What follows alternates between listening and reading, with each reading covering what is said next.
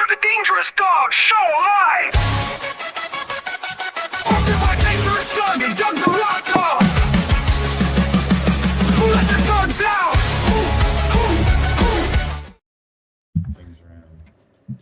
Said, what's up, everybody? Welcome to the Dangerous Dawgs live podcast right here on Wild Dogs Radio, Facebook Live. We have a band I've been wanting to talk to for a long time now. From the UK, it's Buried in Bermuda. What's up, guys? Hey, guys. Hello. How's it doing?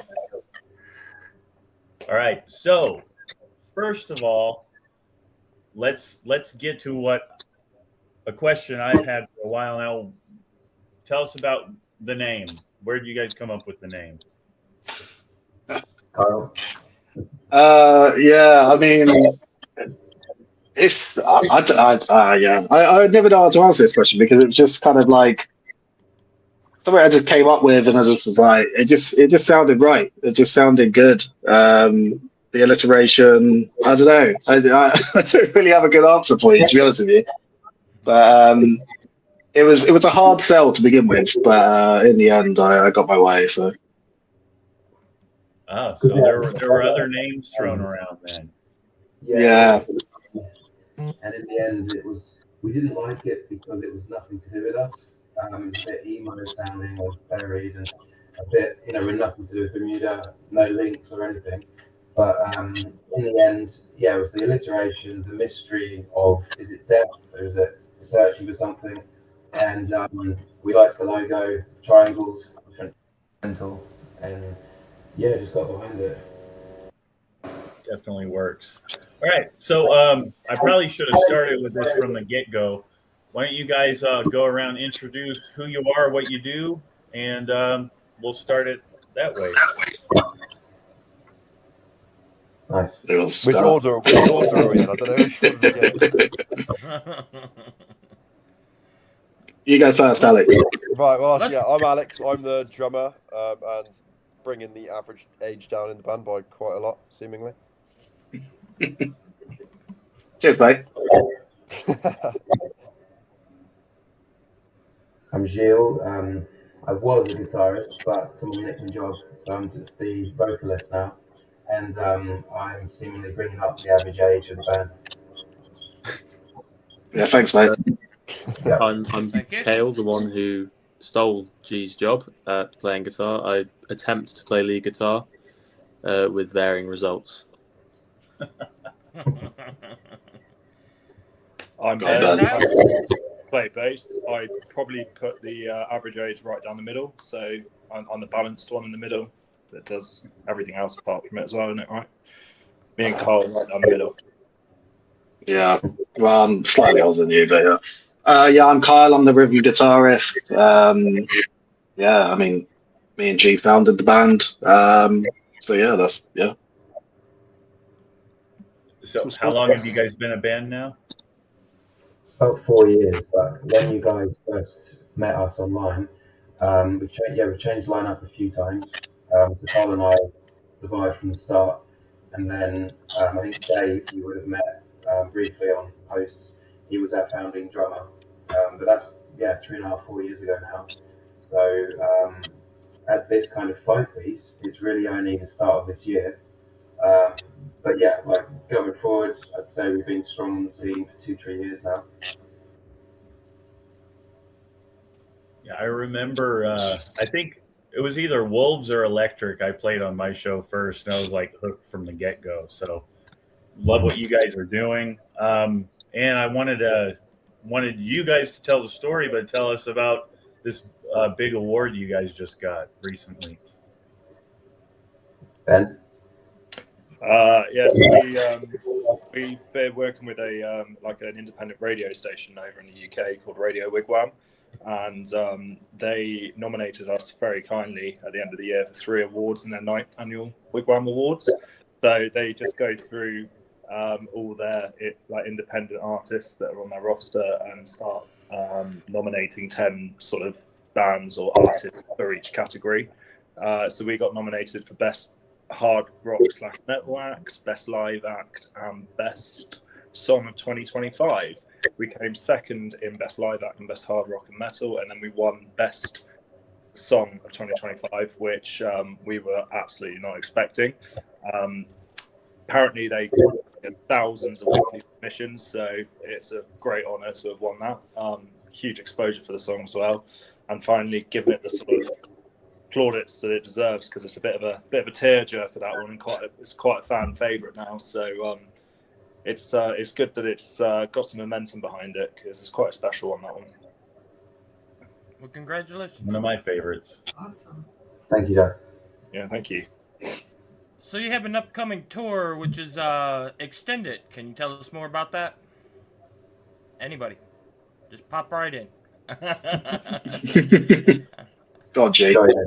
Sure, yeah. So one of our aims this year was to tour with a band a bit bigger than us. Obviously, sometimes it's subjective, whether that's social media following or experience. But our management got in touch with a band called White Thieves, and yeah, we just started chatting, and it seems to work really well. The kind of music they're producing at the moment is on the heavier side. Again, they're maybe like a level above us, which is what we wanted. So we're going to tour with them as the main support. Doing new venues, new cities. So we've been doing 1 or 2 tours a year for the last 2 or 3 years, but very much grassroots level. And this time, yeah, it's kind of still grassroots, but we're kind of pushing up a bit. And so we're really, really excited with that. The extended tour is we've added our own dates as well. Just because why the hell not? So rather than just the 4 planned dates with Night Thieves, they were too busy, so we were like, I almost swore then, but we'll just go for it. And I think now it's nearly like 10 dates across April, May. So yeah, very excited. Right on. If any of our promoter friends in the United States are watching, please bring these guys over here. I'm dead serious. And we'll even 100%. play in Bermuda as well. There we go. If anyone's in Bermuda wants us to play, we'll do it. Eh? And then we'll go to America after that. We'll have a stop off halfway. There you go. Do you have a favorite venue that you enjoy performing at the most? It's a great question. It's obviously very subjective. The best venue we've played so far was the O2 Academy here in Bristol. That was quite a last minute opportunity, but crazy. I think it was like 1.8 thousand venue. Wow. Played to about 500 people, but that's got to be the biggest bucket list venue. But apart from that, we've played the Fleece quite a lot, which is Amy Winehouse, Muse, I think Nirvana played there. So a lot of history as well as the Louisiana. So it's just a small city in the UK, but it's got quite a global audience, or rather history. So very lucky, to be honest, to have loads of great venues here. Right on. So I'm gonna ask. This is for each of you. I'd like for each of you to answer in your own way. Do you have a dream venue you've always wanted to perform at, but you've not performed yet? Anywhere in the world. Cade, let's start with you. It's a difficult one because obviously there's the whole realistic, achievable soon, which I think would definitely be like the O2 Ritz in Manchester, which is about 2 hours north of us. But if it was any venue in the world, I really like Red Rocks in the States. Yes. That's a really cool venue. I think there's nowhere else in the world that's actually like that. So I think that would definitely be top of it. The nature and all that, I mean, how it's formed right there into the mountain and stuff, that is really cool. I always think of you two. I always think of you two first and foremost when that venue is brought up. I think of you too. Yeah. Ben, what about you? I'd like to do the Royal Albert Hall with an orchestra playing our music.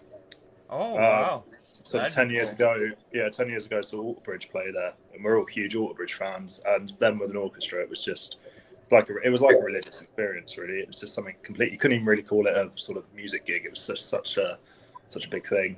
So I reckon that would be my top one. But then going overseas, I wouldn't mind playing in that. Talking to U2 as well, the Globe or the Big Sphere, whatever it's called in At the moment, The seems sphere. that, He stole my You know, answer. yeah, that was what I was gonna say. That was what I was gonna say. I've got nothing now. Interesting fact: we could see the sphere from our kitchen window. Yes, we look Oh, at our wow. Wow. it's what, probably 8 or 9 miles from us, but we can still see it at night. Actually, at all Wow. points of the day, it's always doing some weird shit. It's really cool stuff. well, you can get us in there then, hey? Yeah, yeah, okay. Throw our name in the ring. That kind of connection. You guys would have been playing there already if we could do something about it. Giles, what about you? Probably Whiskey A Go Go because I'm a big Van Halen fan. They did a great show there, but also because it's very realistic. I've heard kind of weird things about it. That yeah, if you can guarantee selling enough tickets, you're not going to get paid a dime, as you'd say, but you can make it happen as a support band. So we're not quite at the stage of risking flying over just to try and win a show there, but I do think it's something that can happen. So yeah. Right. Just let me know. Seriously, let me know if that becomes something you guys. If you're coming over here for whatever reason, there are a few people I could talk to like Carlos from Stonebreed does booking there, so we might be able to. That'd be sick, yeah. That'd be really cool. I don't have a venue anymore. Maybe like a festival, maybe like a big festival. There you go. I don't know. I don't know which one though. I don't know. Well, I guess maybe some of the famous ones here, maybe like Glastonbury or something. But I don't know. Pursue Glastonbury, so you know. Yeah. Hey, we Alex, could just what about start one. you? Kyle, we'll call it Kyle Fest. Yeah, Kyle Fest. Yeah. Just only Kyle's allowed. Yeah, there'd be 4 people there. Yeah, no, I'd be good. yeah, maybe that. I just picture guys with dirt bikes and Yeah. Monster energy drinks. Yeah. Everybody out here named Kyle looks the same. They've got long hair. They have that permanent tan where they have their big visor sunglasses, and they're usually wearing a baseball cap backwards, and they say "bro" a lot. I mean, I don't.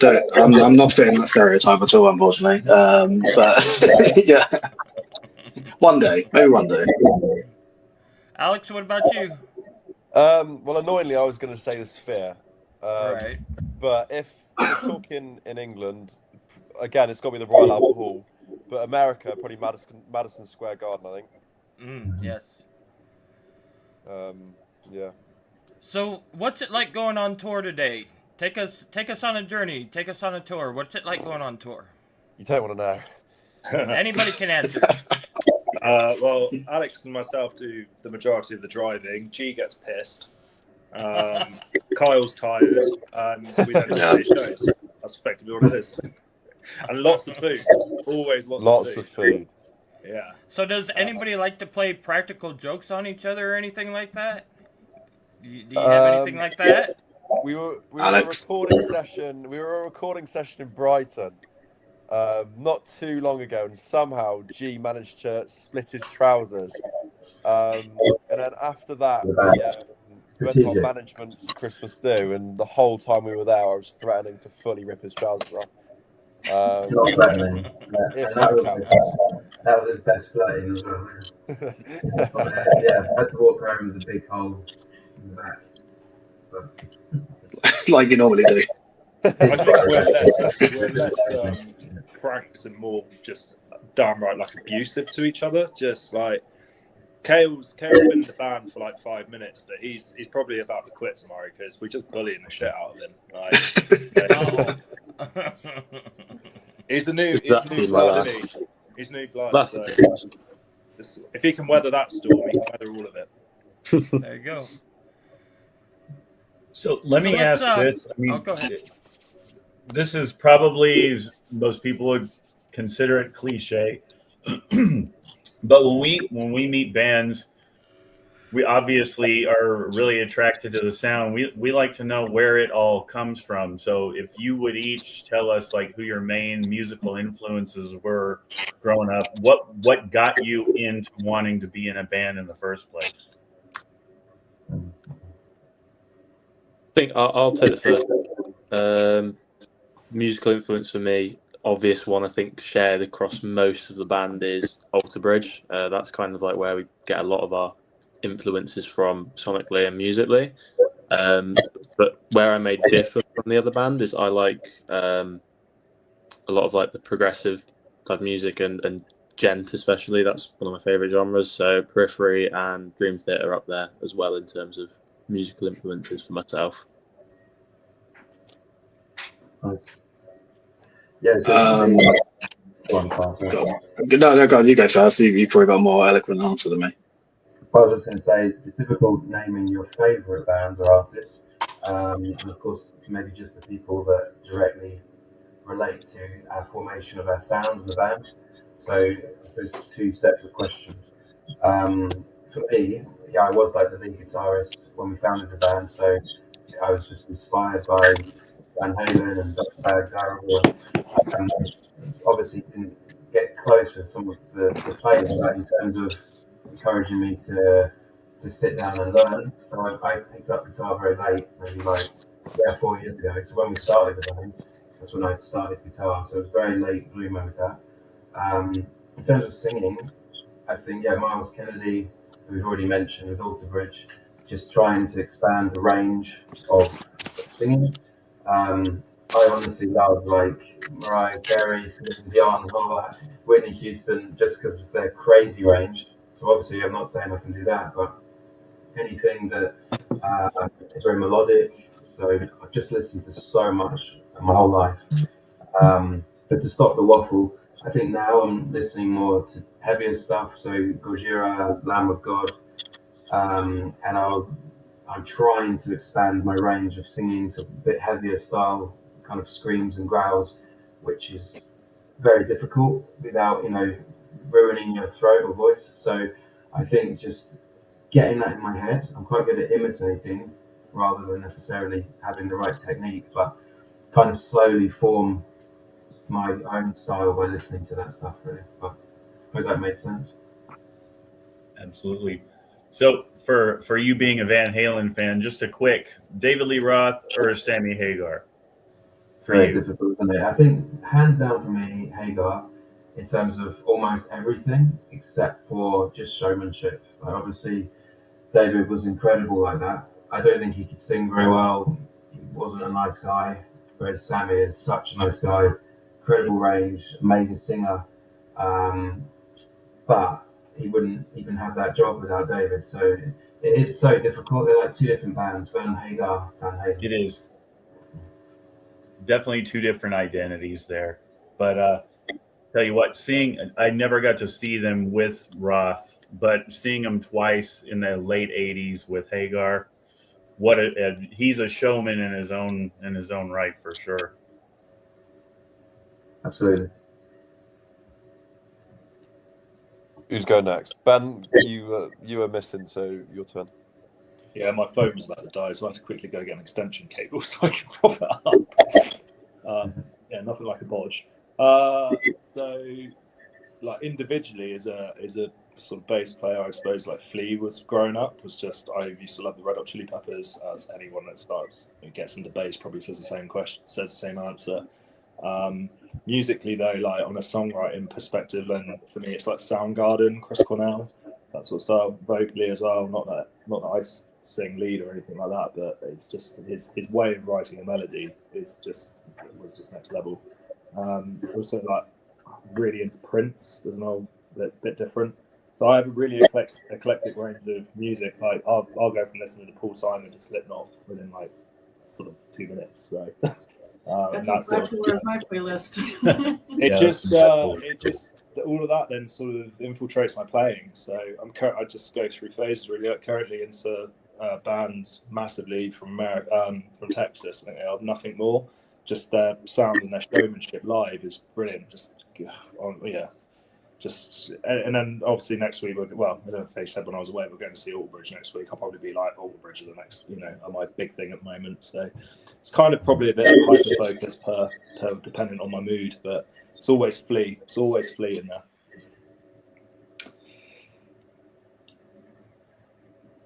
Go on, Alex. I guess my earliest sort of memory of thinking, okay, yeah, I like music was like listening to AC/DC, Metallica.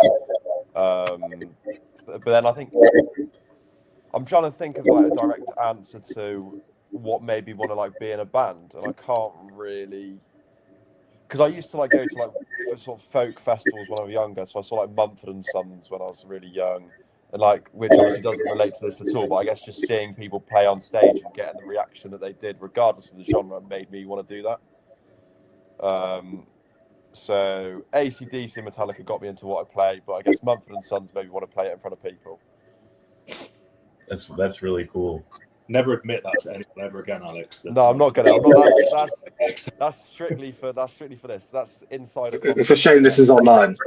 You've got deep cut knowledge there that you can. It's exclusive for Dangerous Doug. Exactly.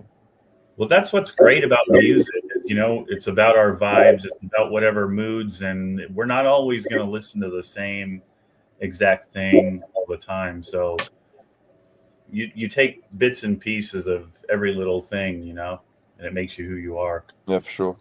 Definitely. Yeah, I mean, I'd say I'd sort of echo that sentiment in terms of such a wide range of music.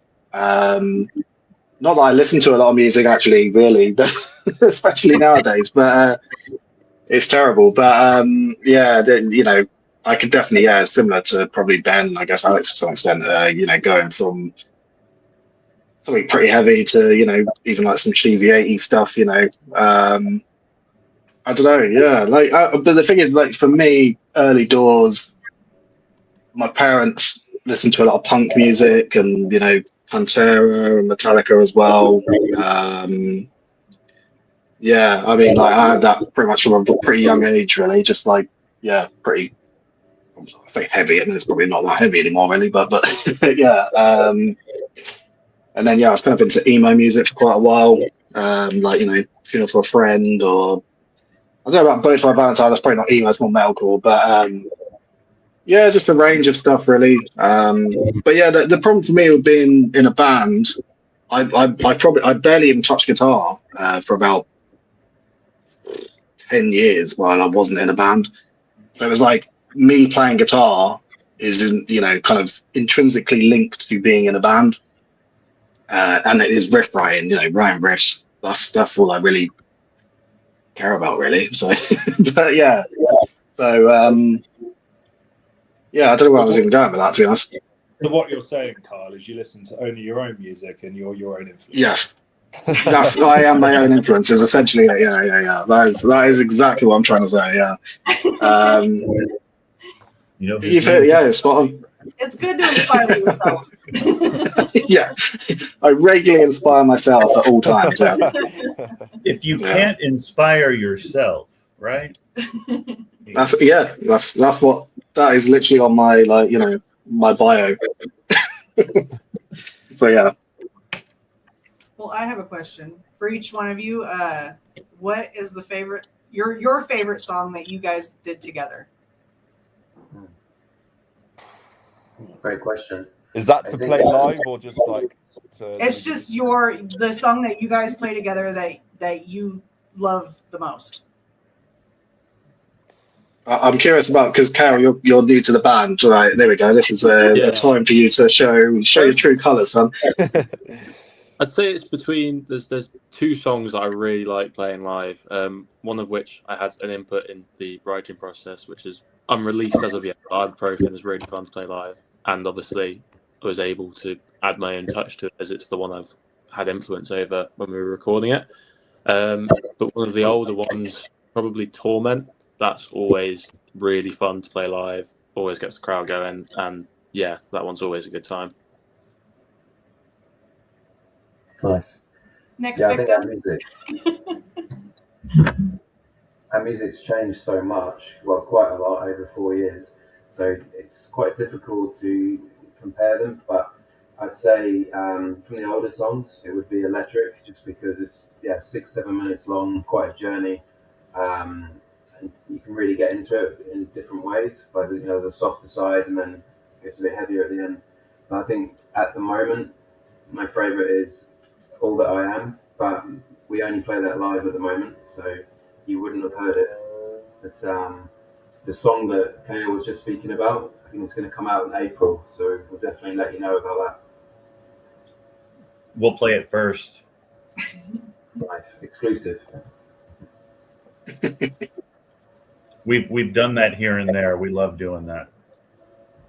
I think mine would be either Torment is incredible live, because it's the one where everyone loses their shit and just goes, like, literally the crowd will go just nuts, and it's very fun to watch. That just lifts our energy. It's normally towards the end of our set, so if there's any fatigue kicking in at all, then it gets kicked off. But it also starts with the most gnarly bass tone, so I get my little chance just to go a bit wild with it. It's quite good. But I also really like Until We Meet Again, because again, it's the crowd reaction to it.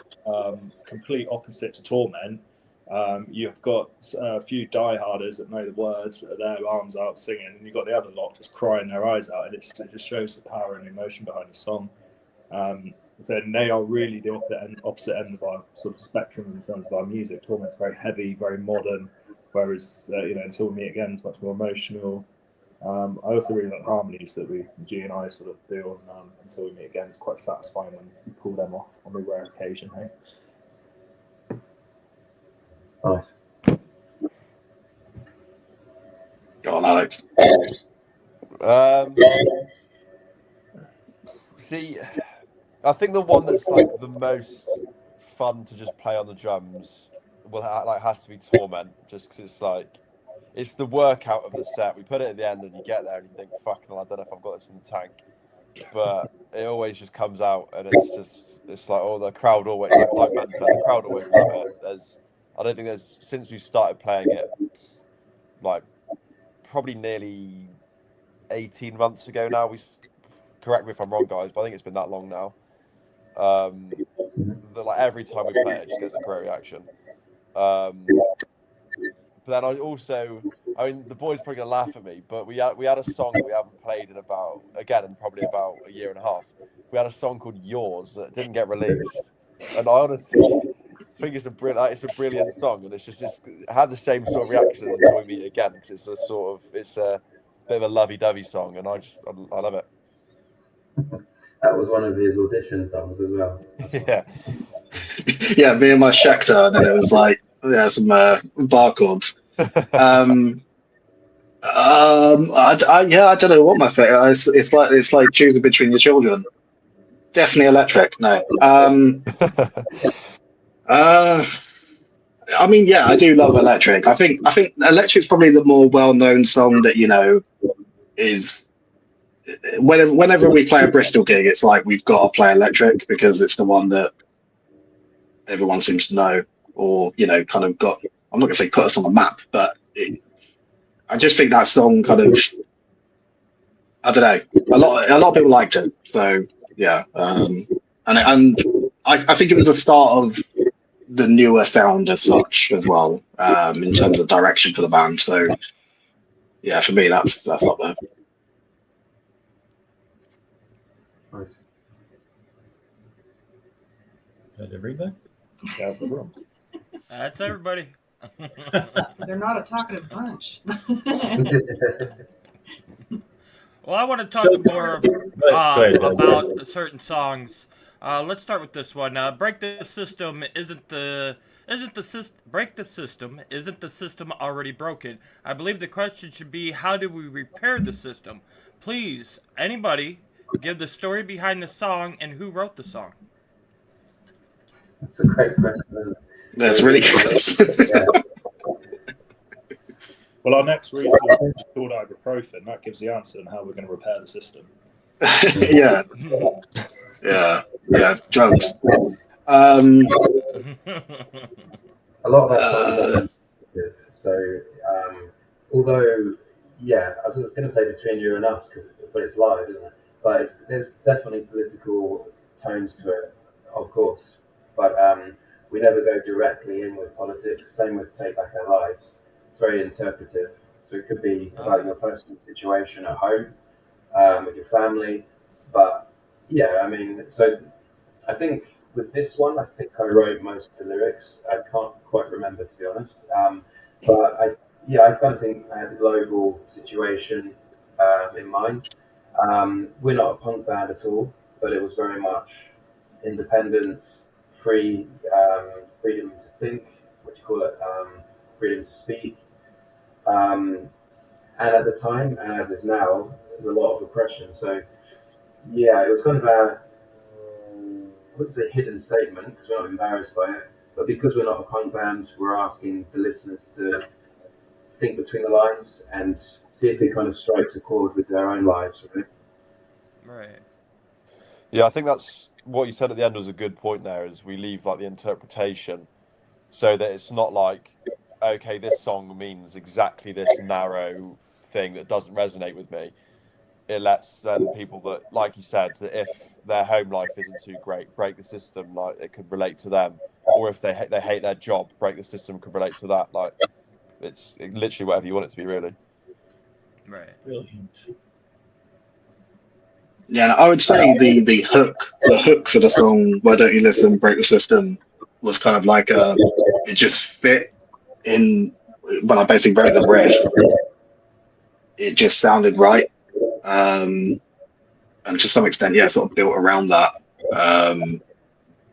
But yeah, there's not like for me, there's no sort of secret thing to it, but yeah, it just seemed to sound right, it just fit right, and yeah, that kind of just not carried the song, but kind of just helped form the song to some extent. Yeah. Right on. All right, let's talk about Fire in Your Eyes. In the song, you say we went too far. Exactly what it is. What did we do that went too far? What created that fire in your eyes? Once again, I'm sure you're probably just going to say, it could be a meaning of anything. But I want a story from each of you this time. What's the fire in your eyes? Joe, I'll start this because I want to get something in early so that they can't be stolen. I mean, yeah, it's definitely that sort of post-apocalyptic vibe to it. And yeah, it was just like, I don't know, sort of vivid imagery of just like, yeah, I don't know, fire in your eye, like either you're seeing something on fire or just you're angry about something again. It's that kind of. I mean, again, there was kind of different ideas we had for that song in terms of the lyrics, but that just seemed to fit right. And yeah, it is. Yeah, it's more that sort of like post-apocalyptic vibe to it. I kind of imagine it, yeah, like you're literally seeing something on fire within someone, like you're seeing the reflection of fire in someone's eyes, if you know what I mean. That's how I picture it. Right on. So for this one, I'll be a bit more specific then. So yeah, I kind of wrote it with the theme of Terminator 2, like the whole post-apocalyptic, as Carl said, but we have actually nuked each other and we're all idiots because we've done it to ourselves, and then it's just about the rebuilding. So it was meant to be quite cinematic.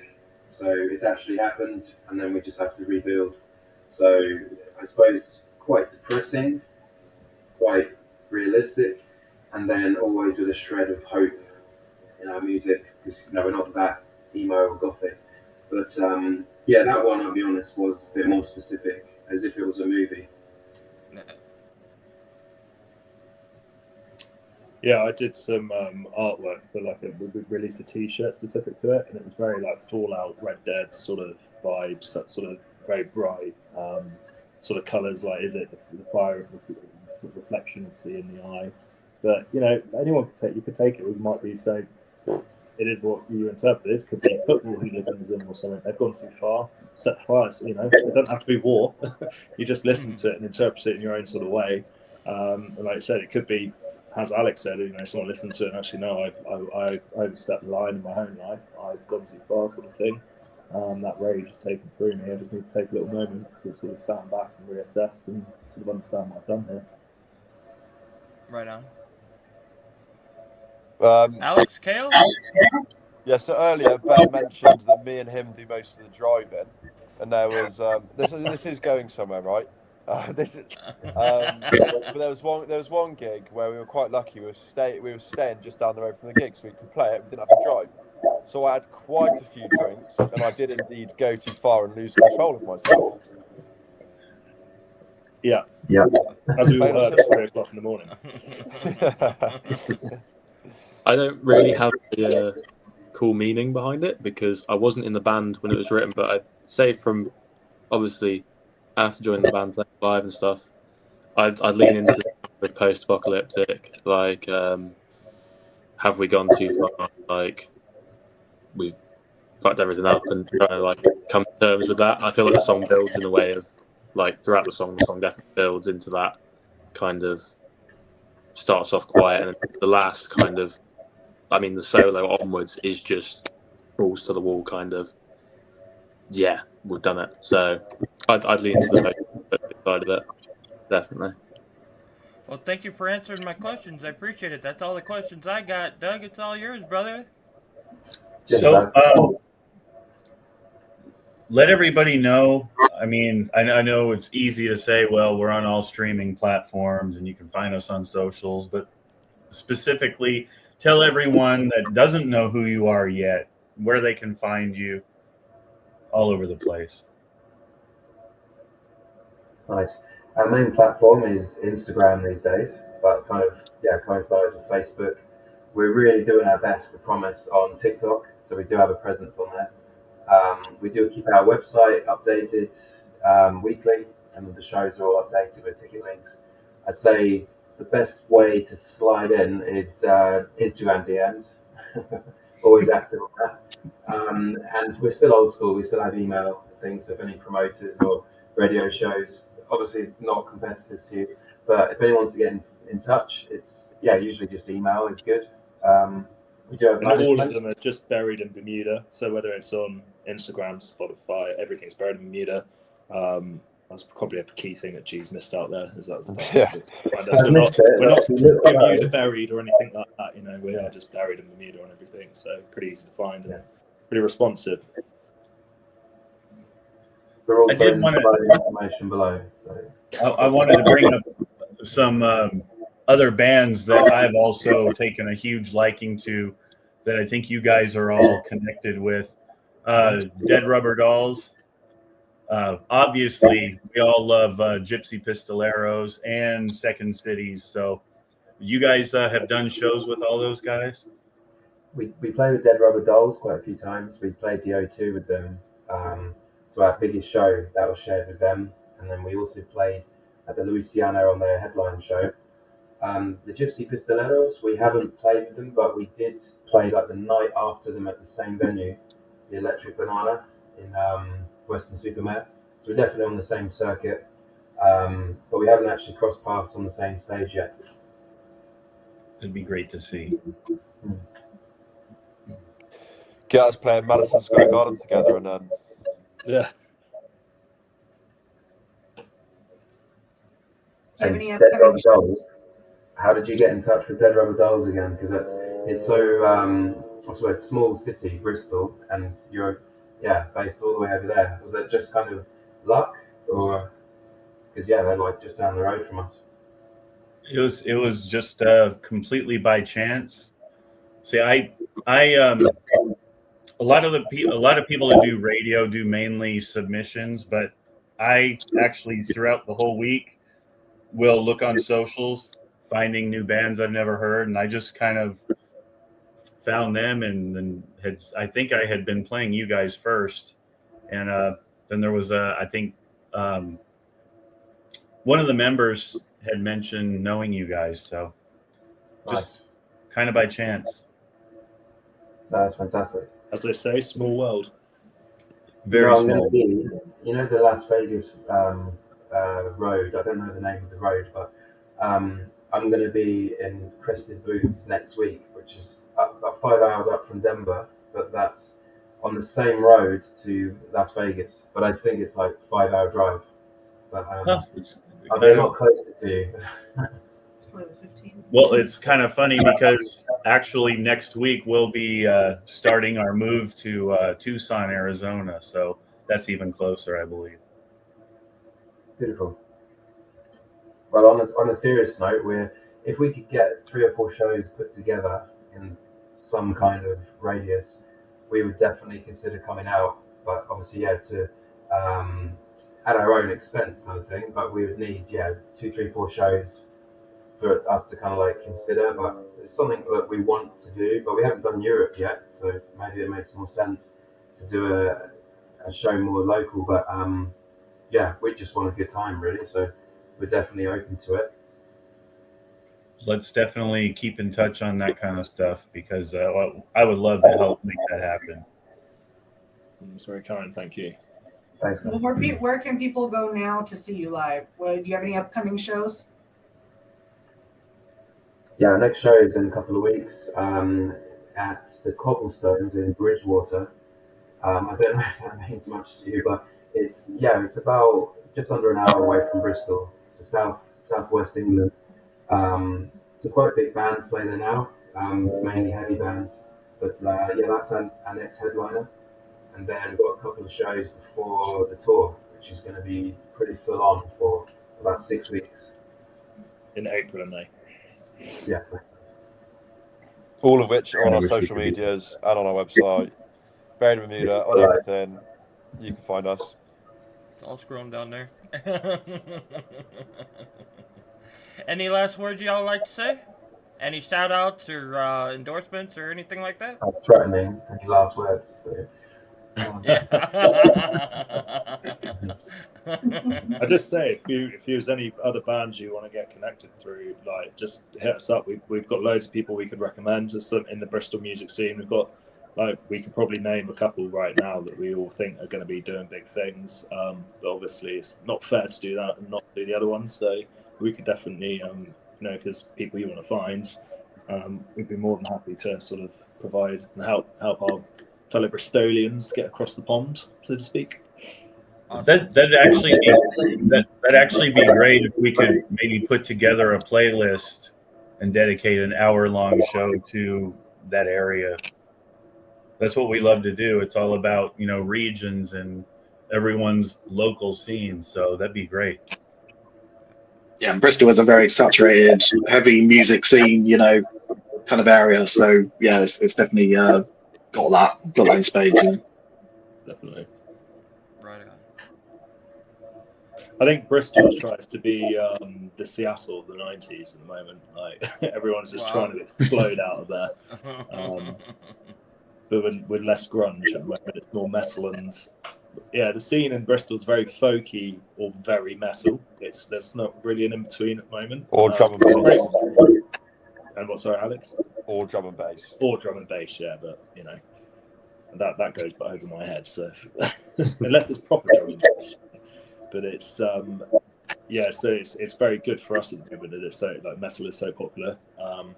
And it seems like all the young people are getting into metal again at the moment, which is good for us because I've played in bands in the past where it's been just more like hard rock music, and it's very hard to get to a wider audience. It's just very sort of narrow in who's listening to it. So either so this is it's exciting for us at the moment because we're getting good response, sort of big, wide variety of ages listening to us. Okay. All right, Kyle, Giles, Ben, Alex. Did I get everybody's name right this time? I'm sorry, Yeah. Kyle. Yeah. I think I've been calling you Cade through the entire show. I'm so sorry. That's I what we're going to call him. I'm Yeah, old. We're going to start calling Cage now. I gotta hear him say it because the pronunciation I've been in my own head been calling you Giles forever, but let's hear your pronunciation because it sounds so eloquent. What, my name? Yes. It's just because his head's so far up his arse. He's got a PR. It's Gilles. Je m'appelle Gilles. But they just say Gilles. G or other Oh my extremities. goodness, I've been pronouncing it wrong for all these. Oh my goodness. Hey, we're okay with that because he's the fucking singer, and we'll just call him G. Yeah, Yeah, absolutely. Yeah, G-Dog. Thanks for joining us today, guys. I've been wanting to connect with you guys for a while now, so don't forget us when this new single is ready. Anytime. We want to get it out there before the release date so we can get the vibe going and everything. Yeah, that'd be More Yeah, great. we'll give you a heads up. Definitely more than happy to jump back on for a chat as well. So yeah, we'll, Hell yeah. All right. Yeah, Yeah, thanks for playing our music. Hey, you're welcome. Yeah. Love it though. So it's like it's not even it's a no-brainer for me. That's awesome. Yeah, cheers, guys. Thank you, Y'all Doug. have a great night. Thank you. Yeah, you too. Cheers, guys. Have a great one. Speak soon.